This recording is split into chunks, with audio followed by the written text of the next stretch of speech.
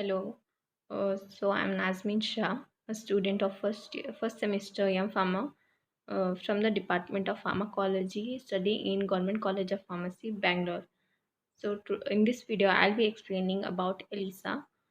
So this comes under the subject cellular and molecular pharmacology. Which is taken by Dr. Rajesh, who is an assistant professor at Government College of Pharmacy, Bangalore.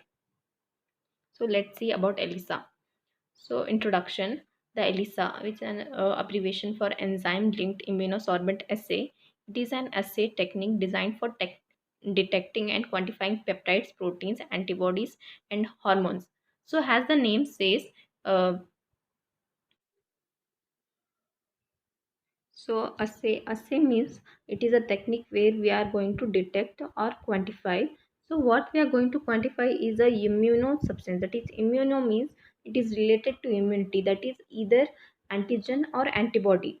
So assay of antigen or antibody is done by sorbent technique. That is, sorbent means um, adsorbent or immobilization on a solid surface, and this immunoprotein, that is the target protein and target antigen or antibody, is then detected by another antigen or antibody which is linked by an enzyme. So hence the name uh, is given as enzyme linked immunosorbent assay. So in simple words, it can be said that in an ELISA technique, an antigen must be immobilized on a solid surface and then complexed with an antibody that is linked to an enzyme, and then after addition of substrate and incubation, a color is produced which is detected for quantitative and qualitative purposes. Next, the ELISA has been used as diagnostic tool in medicine and plant pathology, as well as quality control check in various industries. The process of ELISA results in colored end product which correlates to the amount of analyte present in the original sample. So this method is used as a diagnostic tool for many diseases, like to detect HIV disease, or HIV or Lyme disorders. So, how it is done? So, for example, if a person is infected by HIV, that is, if he is a AIDS positive patient, he would have produced antibodies against HIV antigen. So, if so by detecting these antibodies, we can know that if a person is HIV positive or HIV negative. That is, for example, if a patient is suspected to have HIV, what we do is we take his blood, we separate the serum, uh, and the serum is then by the serum we conduct the ELISA method. If there are antibodies present in the serum, we get to know by ELISA technique, and if there is presence of antibodies, if that is if the patient has produced antibodies against a HIV antigen, we can say that he is a HIV positive patient. Or if the patient has not produced antibodies, we will say that he is a HIV negative patient. So this is why ELISA is commonly used, and it is a very widely used technique for the as a diagnostic tool. Next, in ELISA we use typically it is performed in 96 well polystyrene plate, or these are also called as micro titer plate. So these are made up of glass, as we see in this diagram. So this is made up of kind of plastic, that is polystyrene, which has the property of attaching the antigen or uh, antibodies on its surface. So, principle of ELISA. Principle of enzyme linked immunosorbent assay is based on specific interaction between antibody and antigen. The ELISA can be used to detect antigens that are recognized by an antibody, or it can be used to detect antibodies that are recognized by an antigen. That is, here we can detect antigen or antibody body by using specific, that is, recognized antibody or antigen respectively. So the procedure used in ELISA, the common procedure used in ELISA is given in the following diagram, which includes coating, blocking, detecting, and reading the result. In the coating, what we do is we take the antigen or an antibody sample, and it is so this is added to the micro titer plate. Here, The antigen or antibodies are adsorbed on the surface of the microtiter plate. The antigen or antibodies which are not adsorbed on the plates are then washed off by removing the excess liquid and then washing the plate. And then the next step is blocking. So as we know that the microtiter plate has the property of absorbing antigen or antibody. So in the next step, when we add the sample with antigen or antibody, there are chances of attaching on the surface where on the unbound surface. So this will give so it gives false readings. So this can be prevented by blocking the surface which is not bonded by antibodies. So here for the blocking purpose we use agents like BSA, that is bovine serum albumin, or we can use non-fat milk powder. After blocking technique we use detection, that is in the detection after in the detection we add primary antibody and secondary antibodies which are labeled with primary or secondary antibodies which are labeled with specific enzyme. And in the next step we add substrate. If the and here the substrate binds with the complexes with the enzyme and the develops a color which is quantified. So now we see different types of we'll see what are the different types of antibodies that are used in ELISA. So the ELISA format relies on a specific interaction between an antigen and a matching antibody. That is, uh, each and every antigen will have specific antibodies, that is complementary antibodies, and they will have specific interactions. So there are two types of antibodies used in ELISA. The one is monoclonal antibodies and the other one is polyclonal antibodies. In monoclonal antibodies, these will attach to only single epitope, single unique epitope on the antigens. This epitope is a site or on an antigen to which an complementary antibody will attach itself. So an antigen will have many epitopes, that is many sites at which an antibody, a complementary antibody will bind. So this monoclonal antibody will bind to only single unique epitope, single unique site on the antigen, whereas polyclonal antibodies can bind to multiple sites on the antigen. The probes, next we will see the probes used for ELISA. Probes are the agents which are bound or linked to primary or secondary antibody and aid in detection of target antigen. So here we see this is the target antigen. To recognize this, and a complementary primary antibody is attached to this primary antibody, a secondary antibody which is conjugated with a probe. That is a probe here. We can the most commonly used probe is HRPO, that is horseradish peroxidase or alkaline phosphatase, which next reacts with the substrate and forms color and and hence helps in the detection of this particular antigen. So here we see the different types of probes are radioactive isotopes, enzymes, radioactive isotopes, enzymes, fluorescent dyes. So these are attached to primary or secondary antibodies, and these are further detectable.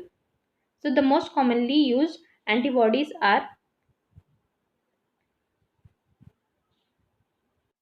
is horseradish peroxidase.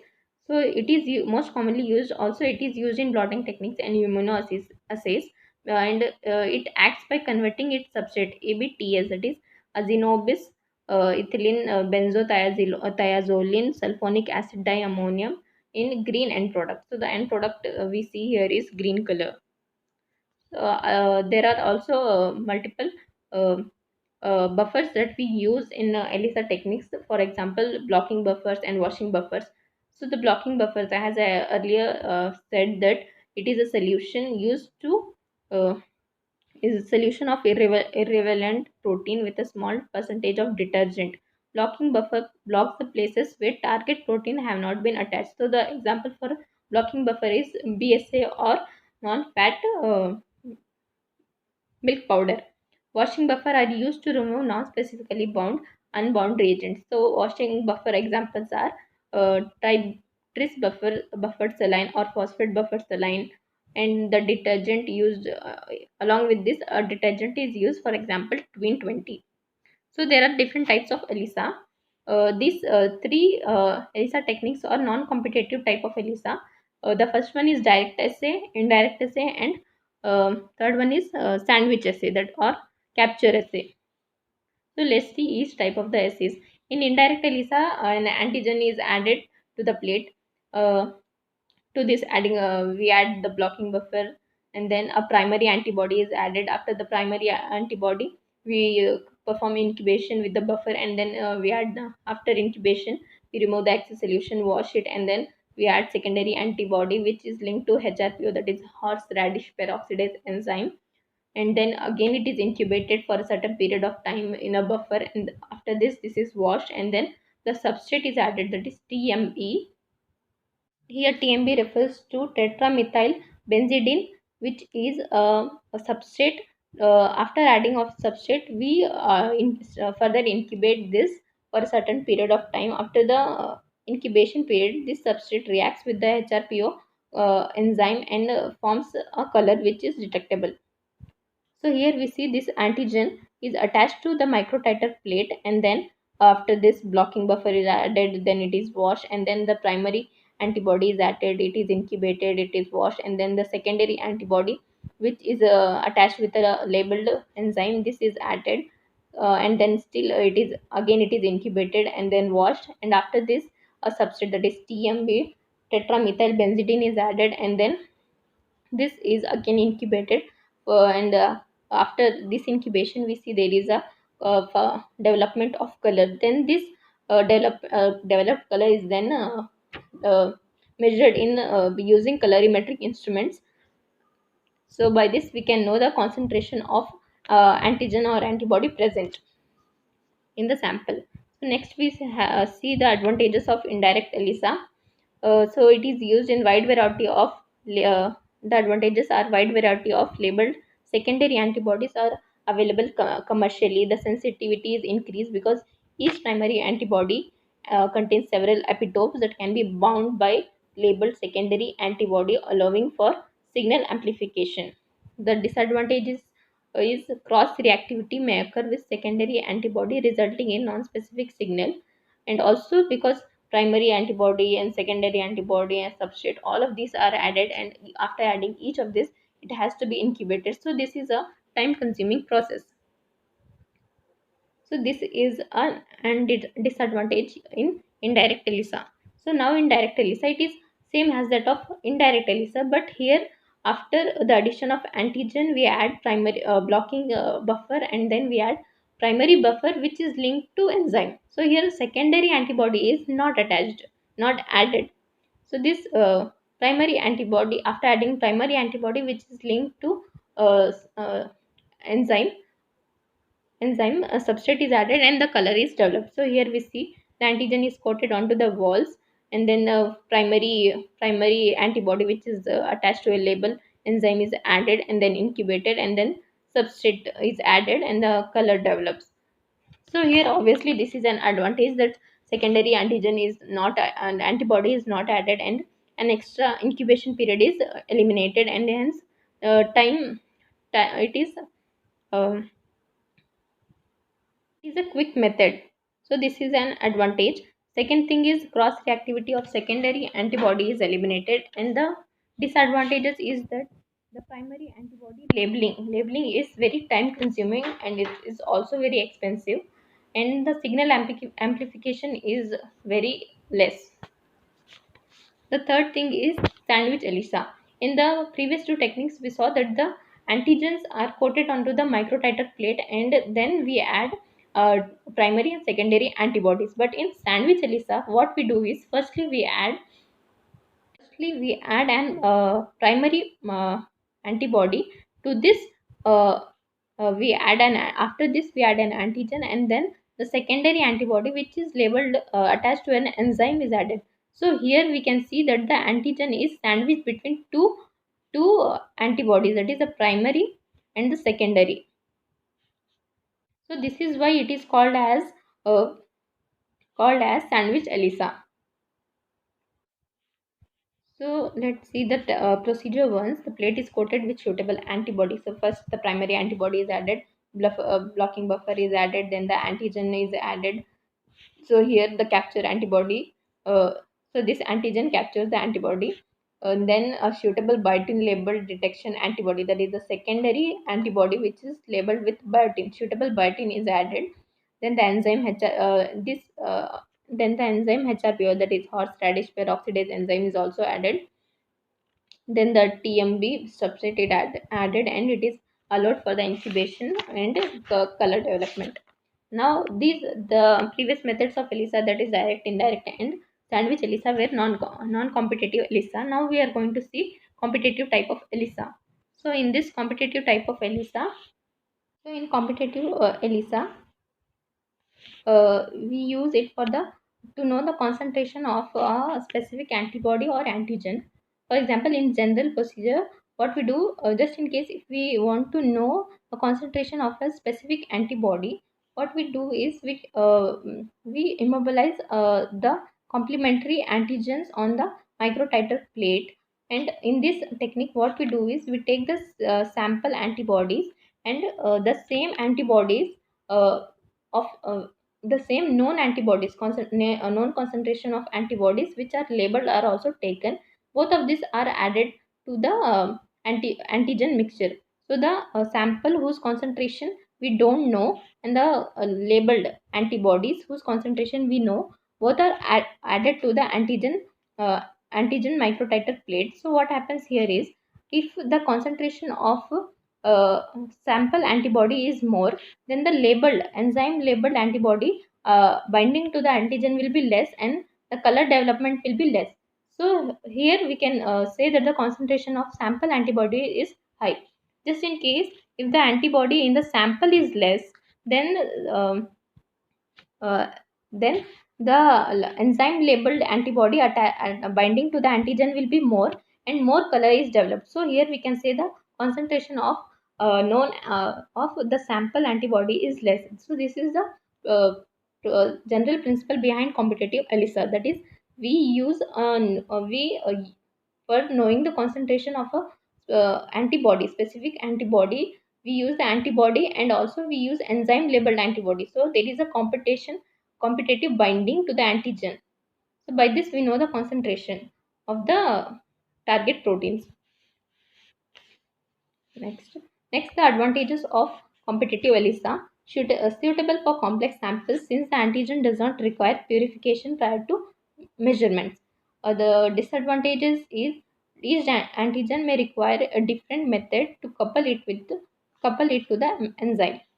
So the application of ELISA. ELISA, ELISA is presence of antigen or presence of antibody in a sample can be detected by ELISA. That is, when a sample is given, uh, so the presence of antigen or antibody in the sample can be detected by ELISA. Other than this, we can determine the. It is also widely used technique for the detection of HIV. That is, ELISA can be used for determining serum antibody concentration in a virus test, such as HIV test. ELISA can also be used in home pregnancy test. It is used in food industries to detect potential food allergens such as milk, peanut, walnut, almonds, and eggs. ELISA can also be used in toxicology as a rapid presumptive screen for certain classes of drugs. Limitation of ELISA. A positive result correctly confirming the presence of an antibody does not necessarily mean the patient is sick. The body can continue to produce antibodies even though the person may have had the disease earlier and recovered. The people, the second limitation is people may be poor producer of antibodies. That is, if the immune response of the patient is less, then less antibodies will be produced, and hence there will be